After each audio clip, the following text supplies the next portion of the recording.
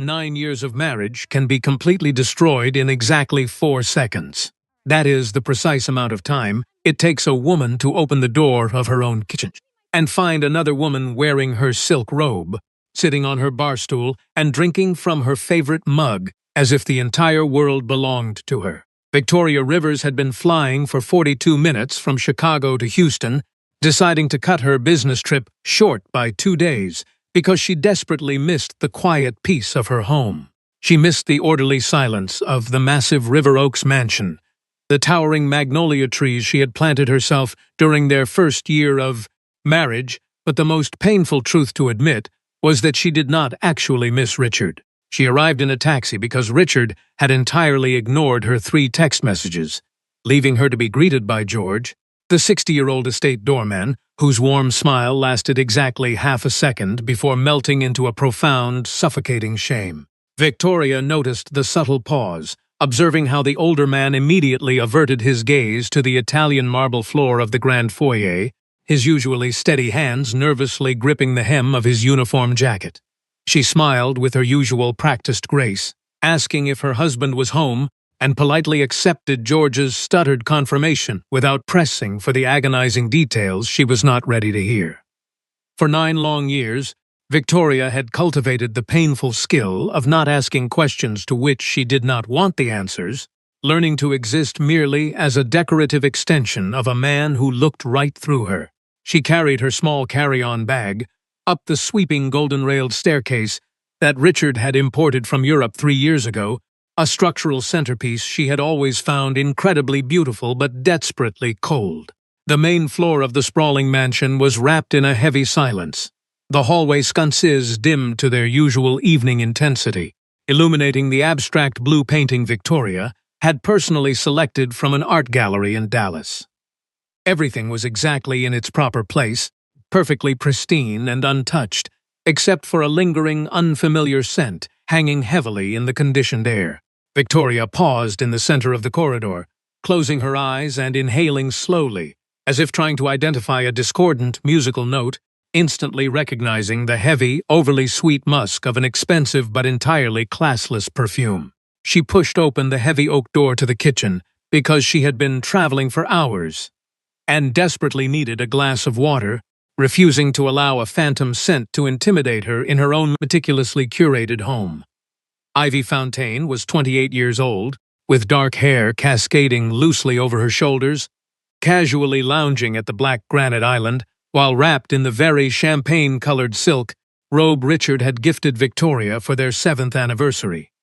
The 2 women locked eyes in the harsh overhead light, and while Ivy's gaze flickered with a brief panicked flash of genuine terror, she quickly masked it with the thoroughly rehearsed expression of someone who had practiced this exact confrontation in the mirror. The digital clock on the stainless steel double oven softly glowed 10:43 in the evening, the massive refrigerator humming its constant, low drone while somewhere on the 3rd floor, Richard remained blissfully ignorant of the catastrophic collapse of his carefully managed double life. Victoria did not scream, did not throw the glass she had just picked up, nor did she demand a single frantic explanation from the younger woman sitting entirely frozen on the expensive leather bar stool. She merely looked at the precise knot tied at the waist of the silk robe, a highly specific, intricate loop that Richard tied every single morning when he helped Victoria into it,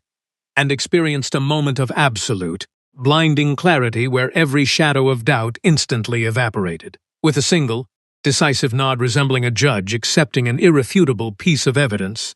Victoria turned around in complete silence, walked out of the kitchen, and smoothly ascended the stairs toward the master suite to do exactly what she knew had to be done.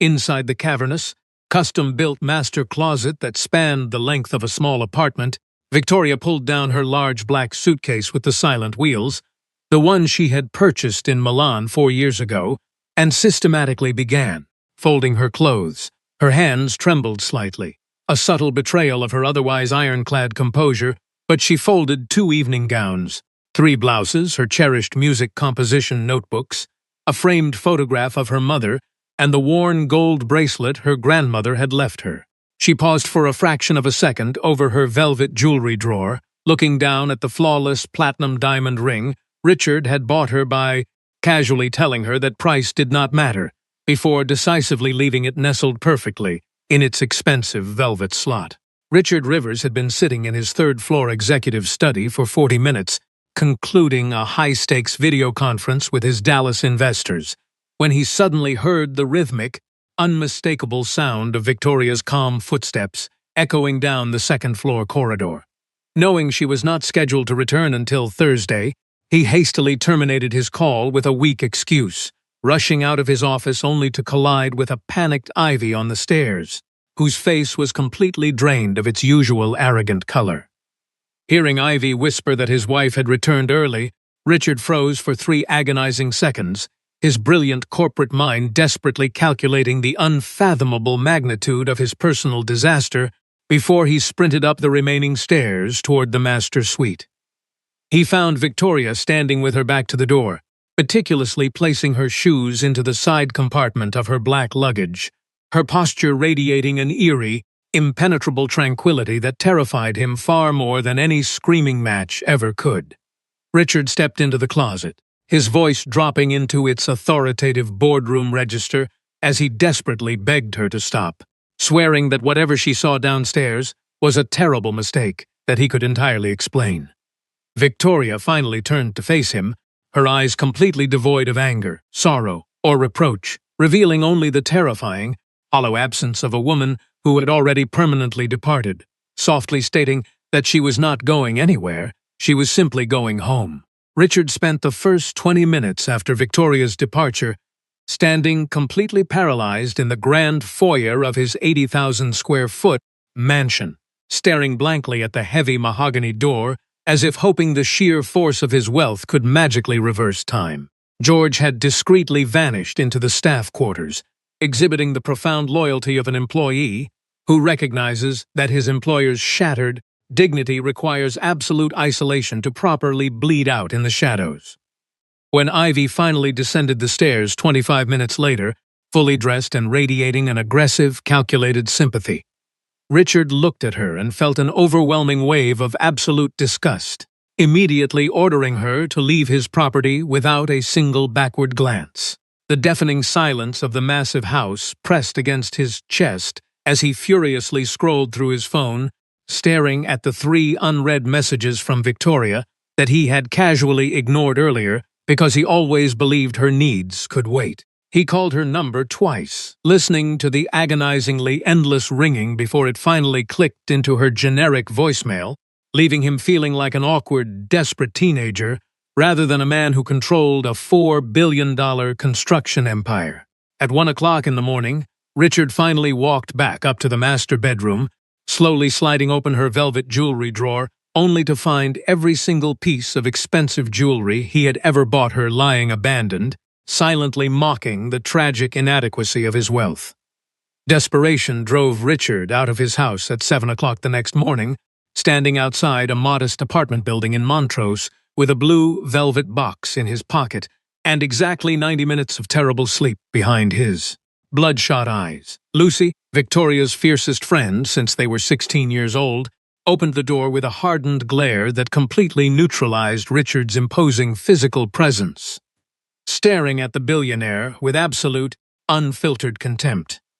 When Richard pleaded that he desperately needed to speak with his wife because it was important, Lucy calmly informed him that his priorities had always been entirely backward, softly shutting the heavy wooden door squarely in his exhausted face. Returning to his corporate headquarters by 10 o'clock in the morning,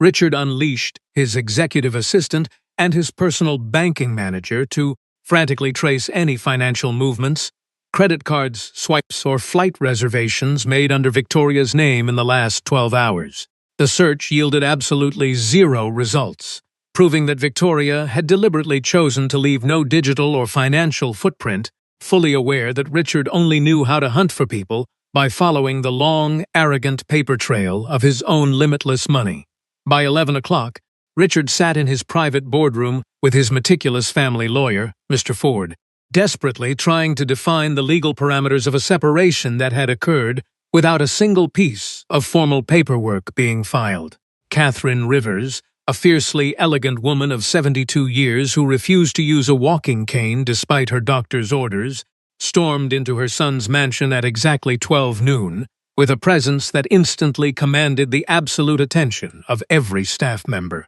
After forcing Richard to confess the miserable details of his months-long affair with his young secretary, Catherine looked at her 51-year-old son with a devastating blend of ancient disappointment and maternal pity. She coldly reminded him that money is the pathetic tool men use when they have absolutely no genuine soul left to offer, ordering him to scrub the house of his mistress's stench. Before marching upstairs to properly pack the personal items Victoria actually cared about. At 3 o'clock in the afternoon, Richard's phone vibrated with a single, painfully brief text message from Victoria, firmly instructing him to water the magnolia trees because nobody else in that massive, empty mausoleum cared enough to do it properly. He walked out into the humid Houston heat, spending 10 frustrating minutes hunting for the green garden hose behind the tool shed because it was not perfectly coiled the way Victoria meticulously arranged it every single week for the past 9 years.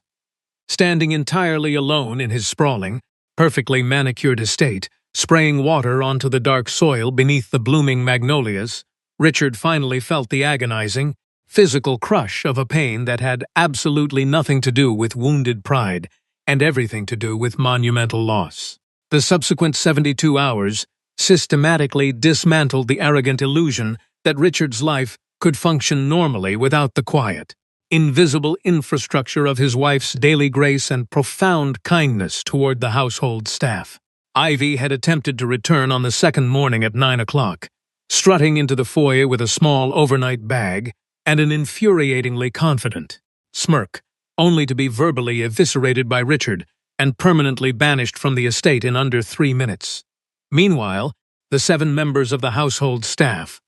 from Arthur the cook to the meticulous cleaning women,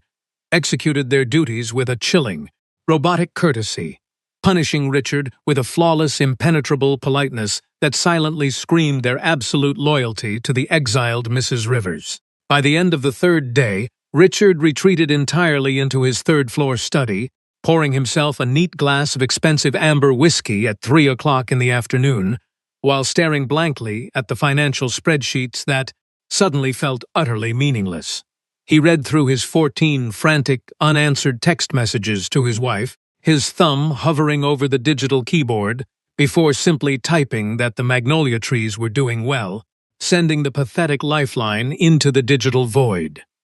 Sleeping in the guest bedroom because the master suite felt like an active crime scene, Richard listened to the nighttime groans and settling timber of his massive house, realizing the terrible truth that a home without love is simply a very expensive, incredibly lonely cage.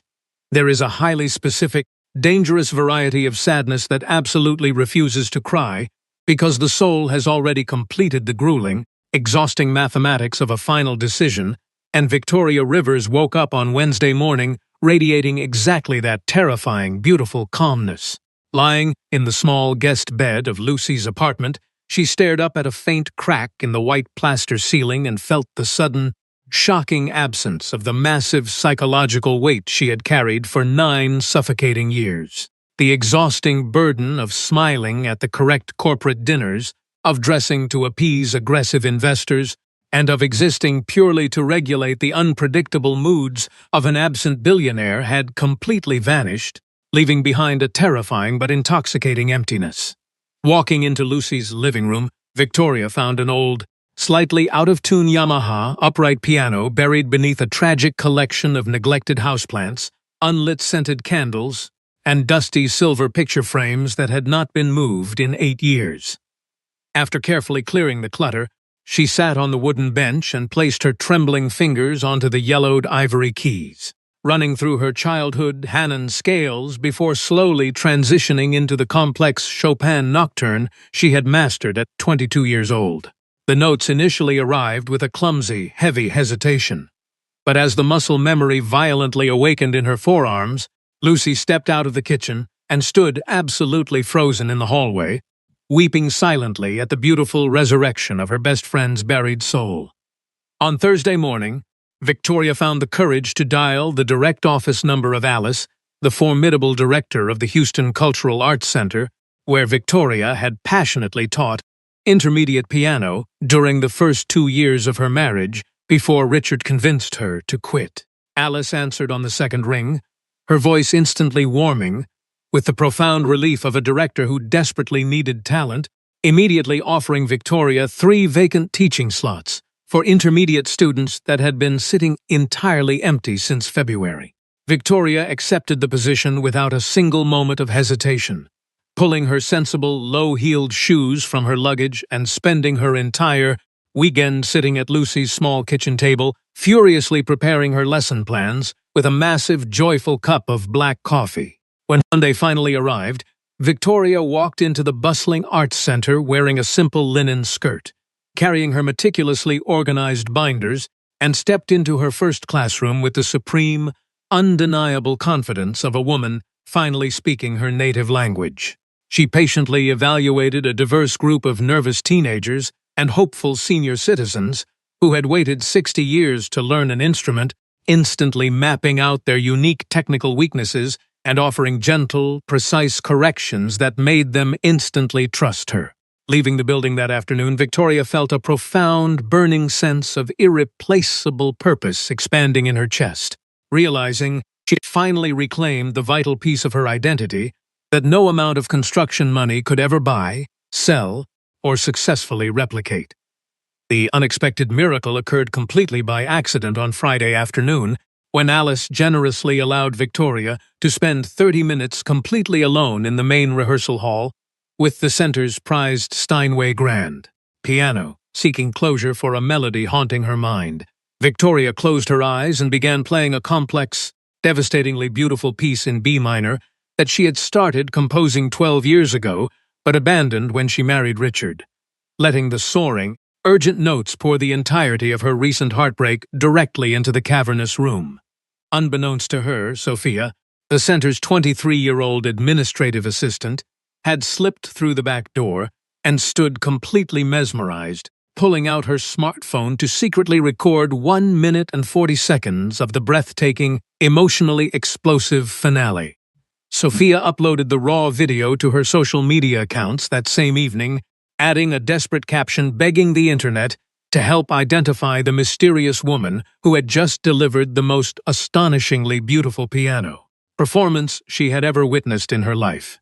The algorithmic explosion was instantaneous and absolute. The video racked up 80,000 organic views by Saturday morning,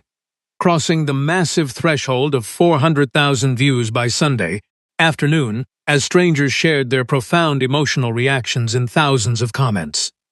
When Victoria arrived for work on Monday morning, she found Alice standing near the reception desk, frantically waving her vibrating smartphone and staring at Victoria with a completely bewildered mix of institutional pride and sheer, unadulterated shock. The massive momentum peaked on Tuesday at 10 o'clock in the morning when the main office phone rang, connecting Alice directly to Edward, a 54-year-old legendary music producer with 4 Grammy Awards and a brutal reputation for transforming obscure talent into global phenomenons. Alice practically sprinted down the hallway to interrupt Victoria's senior citizen piano class, passing a folded sticky note to her newly viral instructor, who calmly finished correcting her elderly student's posture before stepping out into the brightly lit corridor.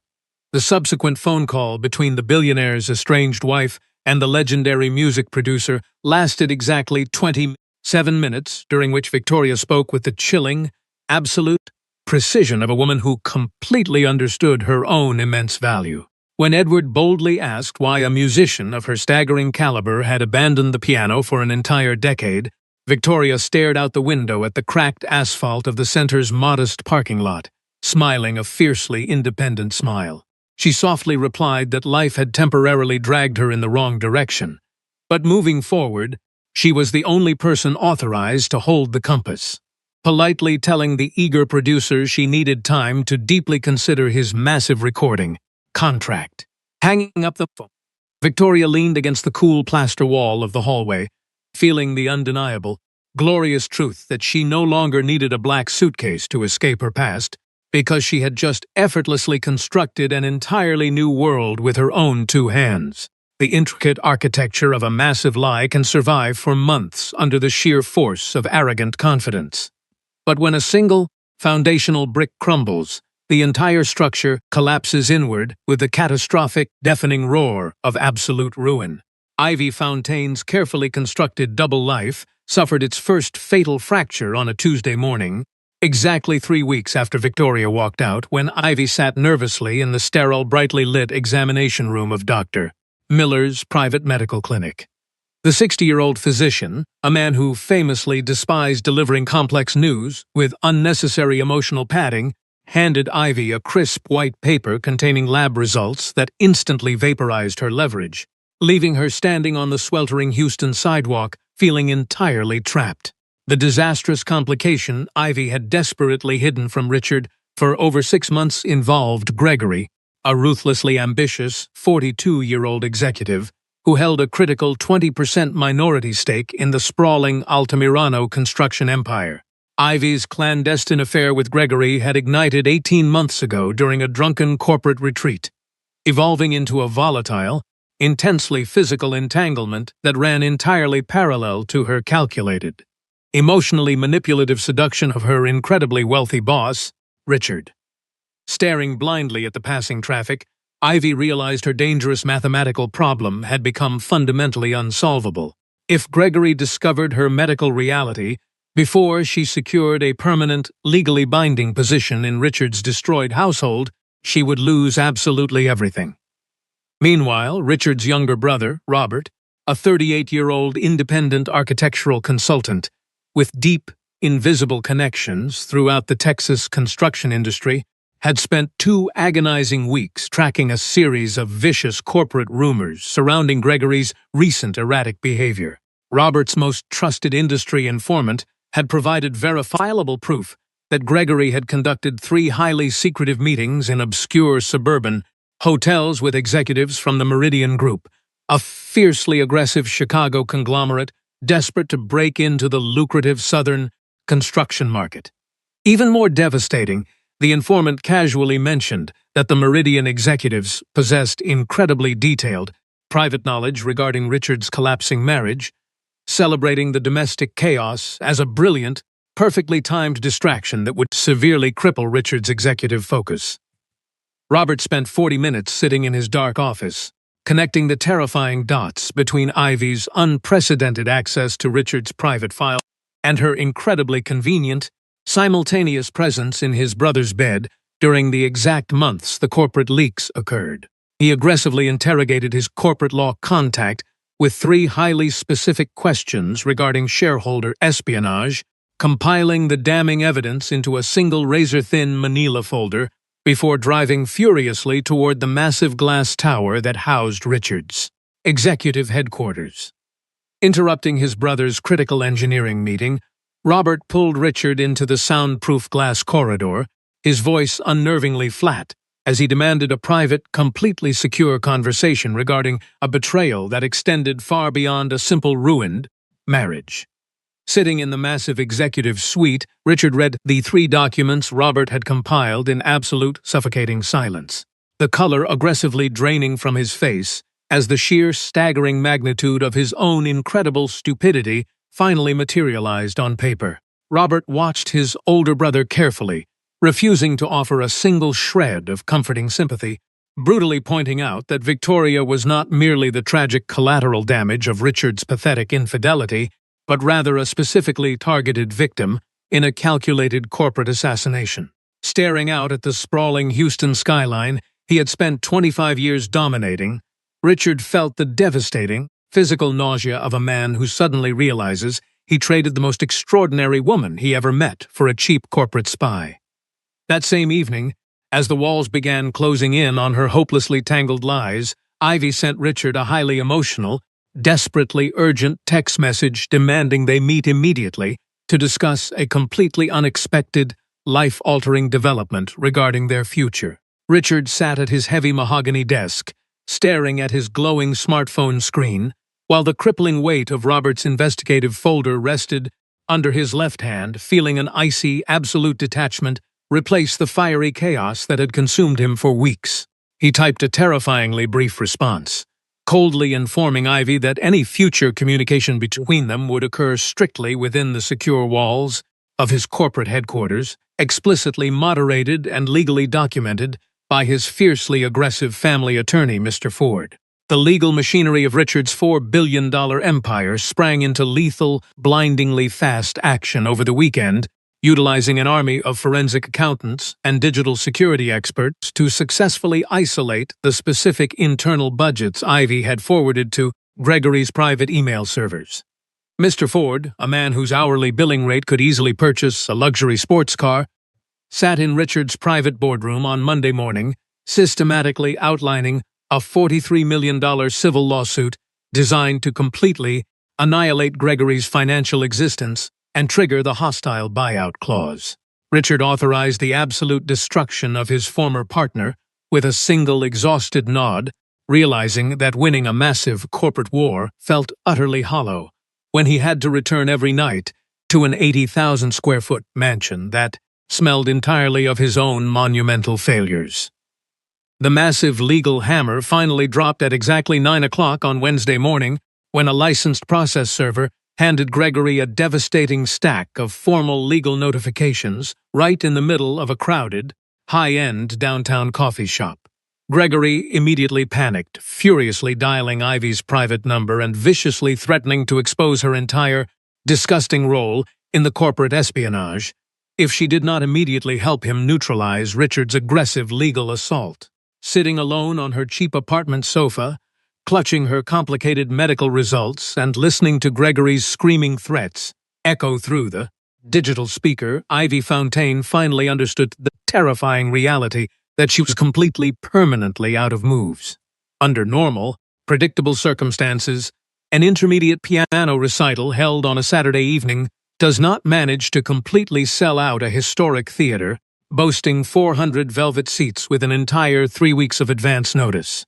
However, Victoria Rivers had rapidly evolved into a breathtaking local phenomenon, propelled by a viral video, 2 highly praised morning radio interviews, and a massive feature column in the Houston Chronicle declaring her the most brilliant hidden musical genius in the state of Texas.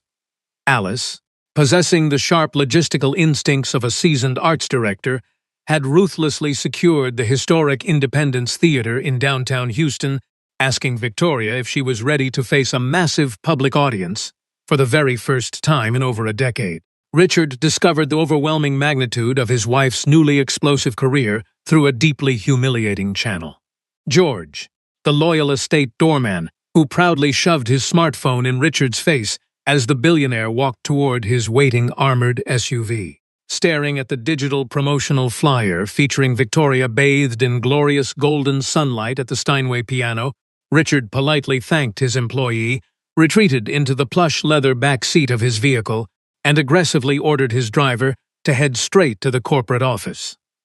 Sitting alone in his massive suite, Richard obsessively refreshed the ticketing website, reading hundreds of wildly enthusiastic comments from absolute strangers who celebrated the immense healing power of his wife's music, feeling the razor-sharp agony of everything he had blindly thrown away. On the night of the highly anticipated recital, Richard arrived at the elegant theater at 8:15 in the evening, abandoning his usual corporate entourage and quietly purchasing the absolute last available ticket located in the deeply shadowed 20th row. The grand century-old building buzzed with an electric, reverent anticipation, the heavy red velvet curtains glowing under the warm brass chandeliers, as Richard slipped unnoticed into his far corner seat, possessing a limited view of the stage, but a perfect angle to hear everything.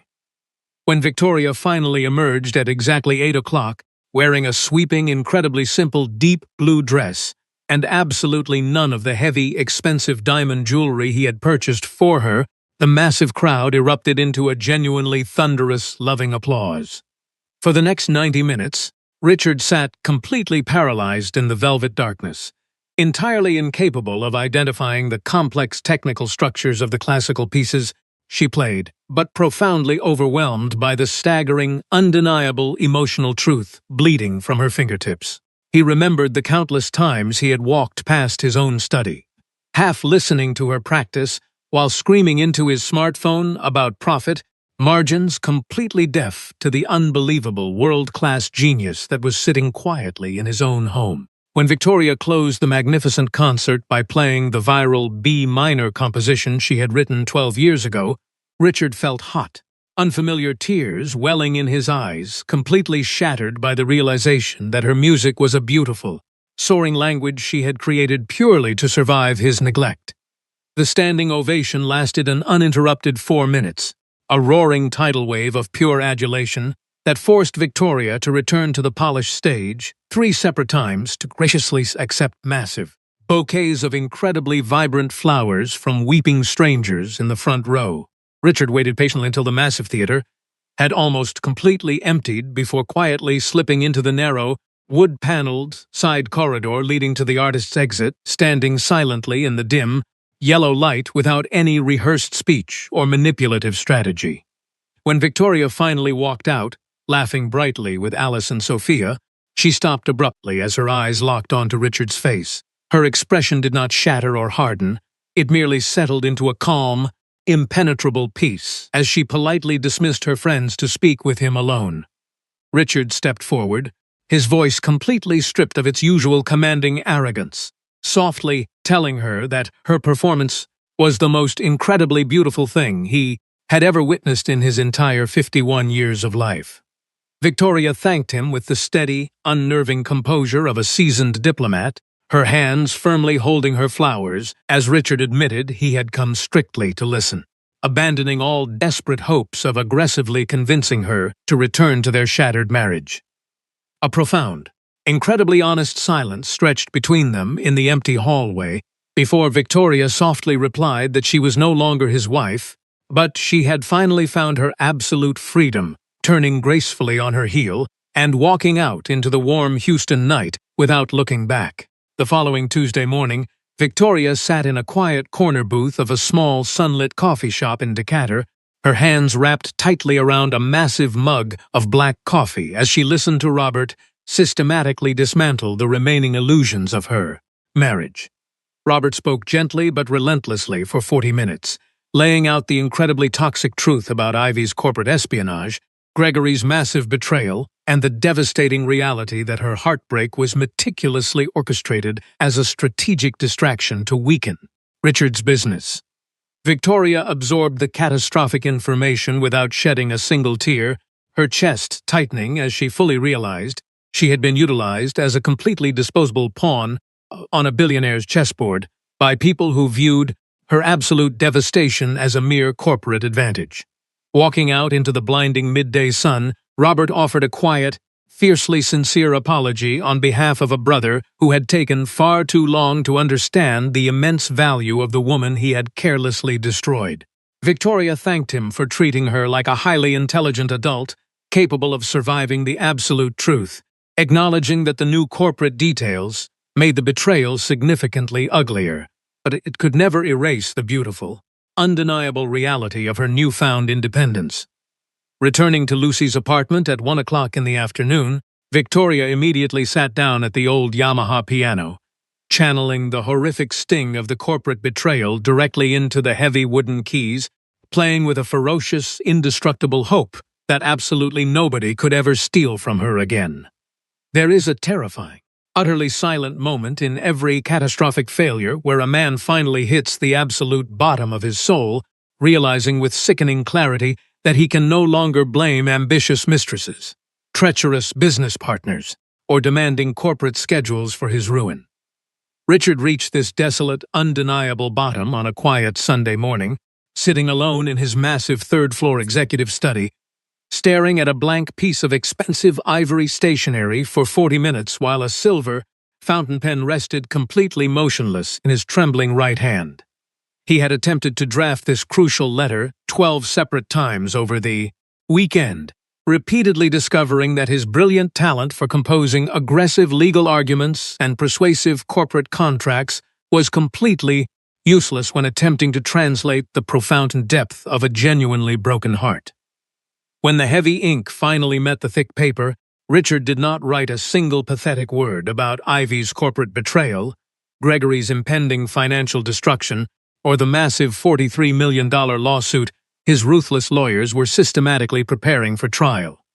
Instead, he wrote exclusively about the agonizingly obvious truth he had ignored for 9 years, confessing the countless times he had cowardly used his massive construction empire as a convenient, impenetrable shield to avoid the terrifying vulnerability of actually loving her properly. He wrote that his greatest sin was not the spectacularly stupid affair, but the thousands of quiet, devastating moments where he sat across from a truly extraordinary woman at a dinner table and stared blankly at his phone, starving her soul through the absolute cruelty of his consistent indifference.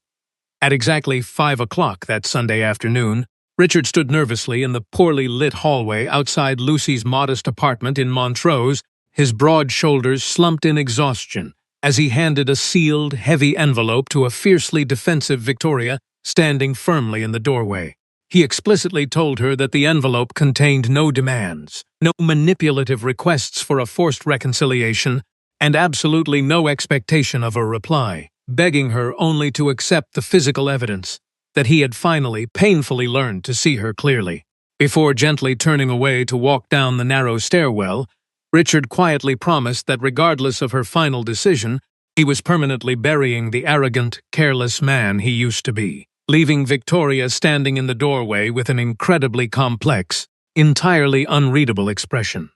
Victoria sat alone in Lucy's quiet living room at 20 minutes past 10 in the evening, carefully breaking the wax seal of the envelope and catching the heavy, completely unadorned platinum wedding band as it slid smoothly onto her lap. She read the incredibly raw, 3-page confession twice without making a single sound, feeling the strangely powerful, deeply validating comfort of finally having her profound, invisible suffering explicitly acknowledged by the exact man who had inflicted it upon her. She did not cry, nor did she immediately rush to the telephone to offer a miraculous, cinematic forgiveness. Instead, she placed the heavy platinum ring on the wooden table, closed her eyes, and allowed the incredible weight of his honest surrender to peacefully settle into her bones. Victoria found the courage to make the hardest decision of her life during an ordinary piano lesson, inspired by the determination of her 71-year-old student, William. Realizing that true strength comes from facing challenges with new resolve, she called Richard and agreed to meet him. During a long, honest conversation at a modest restaurant, they openly confronted the failures of their 9-year marriage and abandoned every remaining illusion. Victoria clearly established her conditions for moving forward. Her music career would never again be compromised. Emotional neglect would not be tolerated, and she would never return to the River Oaks mansion that symbolized their painful past. 3 months later, the family reunited for a quiet Sunday dinner at Catherine Rivers' home. Victoria had become a highly successful recording artist, while Richard had transformed himself through humility, accountability, and consistent effort to earn back her trust. Their renewed relationship reflected the understanding that genuine love is not based on perfection, but on the willingness to rebuild after failure with honesty and perseverance. Forgiveness proved to be a gradual process rather than an instant miracle, requiring courage from both the person seeking redemption and the one choosing to offer grace. In the end, their story demonstrated that the strongest relationships are those that survive hardship by being rebuilt on truth, respect, and unwavering sincerity.